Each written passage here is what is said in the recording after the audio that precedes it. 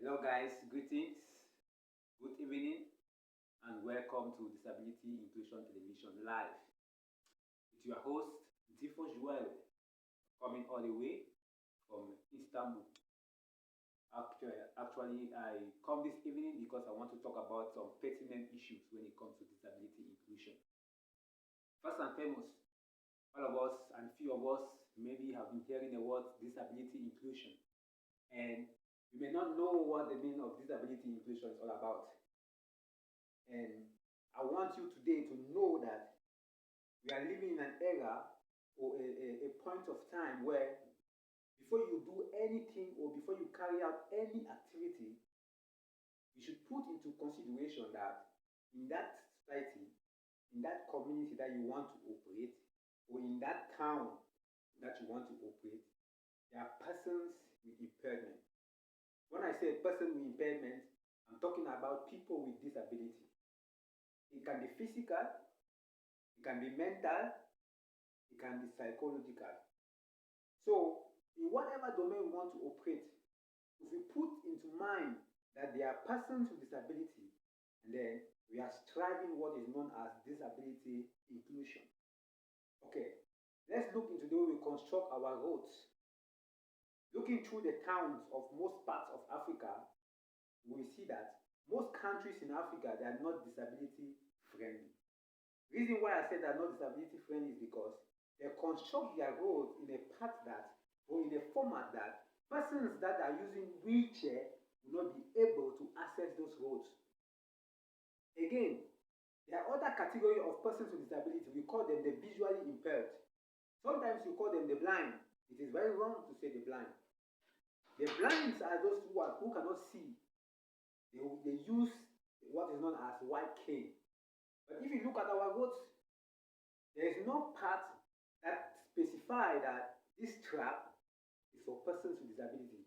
So that those riders that are actually riding on the way should know that when passing on this particular track, you can encounter somebody with disability.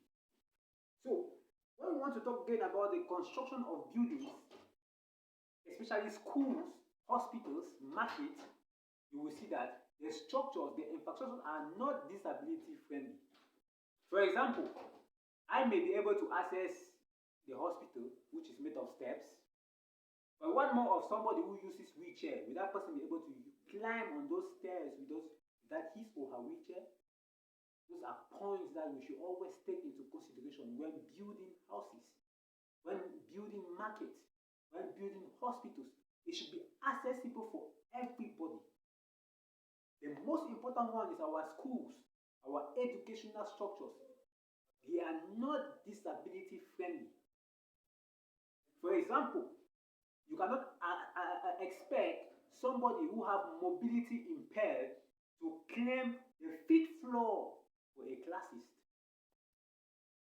where there are no ramps allocated for such person. There is no lift installed for persons with disability in that institution. And then how do you expect a person who depends on wheelchair to be able to access that institution? You are indirectly telling persons with disability that they are not welcome here. Some of you providers of educational institutions will be saying that we don't want to go to school. Persons with disability don't want to go to school. No, there are a lot of persons with disability out there who wants to go to school, but it is because of the environment they don't want to. Because the environment itself is telling them, don't come, you are not welcome. Because I will not come and I will not be able to access, and then you expect me to come. So disability inclusion should be the backbone of our economy if we want to strive for equity. Everybody has the right for education. Everybody has the right for good health. Everybody's voice should count. Don't just construct. Don't just carry out activities without putting into your mind that there are persons with disability in that community, in that locality that needs to be catered for. So my topic today is disability inclusion. In whatever aspect, not only in this infrastructural stuff, even when the government is planning for town development, they should always make sure that they invite few persons with disability to come in so that they can also give their own ideas and how they feel because their voices count. We have long gone beyond that era where the persons with disability were being marginalized. We are saying no to marginalization. We are saying yes to the inclusion of persons with disability in all aspects. Look at our sport structures in the various countries in Africa. Other people are practicing sports in their full capacity. And they are being rewarded for their strength, for their contribution. But when it comes to us, persons with disability, we are being looked as if we are inferior. We are being looked at as if we are third-class citizens. No, that is very bad. That's very poor. We have to stop that mindset. We have to come and pass beyond that era where people thought that persons with disability would always depend. We are no longer dependents. We are contributors. We are contributing. We must not contribute physically, but we can also contribute ideas. We can give ideas how the town can better be planned, how the community can better develop. So I want you to look into a situation where everybody has a say. We have humanitarian organizations coming in, giving aid, empowering people, trying to empower the youth. Good idea. How many persons with disability have you included into your program? That is my question this evening.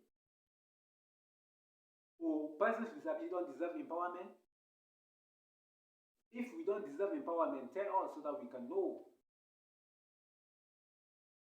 Some of us will go and say that we are disability inclusive. Yeah, it is good to say it, but practically, how disability inclusive are you? Practically, can you give us a practical statistics that shows that you are actually disability inclusive or disability friendly in your activities? The government, they are sleeping. What are they doing to empower persons with disability? At first,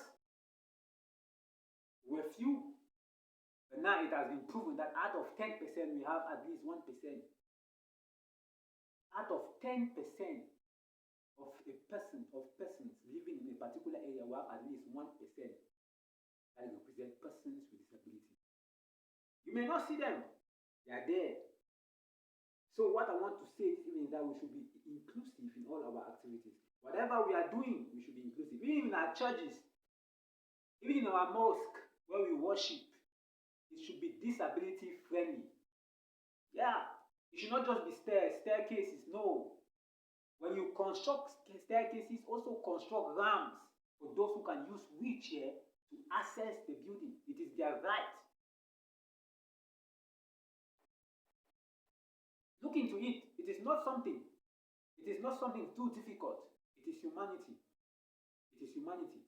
Because some of you who are at the hands of decision making, you may not see it necessary now, but I can assure you that there's a time, a moment of your life where you yourself, you are going to find it difficult to access those staircases that you have constructed. Because everybody can have a disability. Disability comes when there are barriers. You understand? When we have impairment plus barriers is equal to disability. So you can be fine, physically fine, able. But when you have a certain barrier that barriers you, that stops you from accessing a certain thing, automatically you become disabled in that area. So we should struggle to remove the barrier. Because if we remove the barrier, we will no longer have a disability. You can see what's happening in Europe. We have been there, we have seen places. It is difficult to see a person with disability struggling because most of them, they have been empowered. They have not only been empowered, they have been included into the society, into the economy, that you can no longer see any barrier. All barriers have been taken away. Now they have access to all avenues. They have access to the metro, they have access to hospitals, they have access to schools, they have access to sporting complex. what we are talking about that should be done at the level of Cameroon, at the level of Nigeria, at the level of Ghana, at the level of Egypt, Gambia, Senegal. It should not be limited. Africa, wake up. It is time for us to take the matters into our hands, so that the government in charge should always put into their mind, even when they are making their laws, even when they want to award contracts, they should always consider that there are persons with disability that will always be accessing those structures. And they should put into their mind that we are not we are not in that era that we are going to be locking ourselves into our house. We have to come out. We have to access the various educational structures. We have to access the various health institutions for good health. We have to advocate for our rights. Thank you for watching this evening, and make sure after listening, share your ideas at the comment section, and then share this podcast so that it can go as far as possible, so that it can create more impact.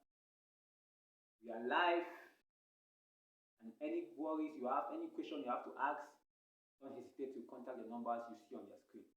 Thank you for watching. God bless you.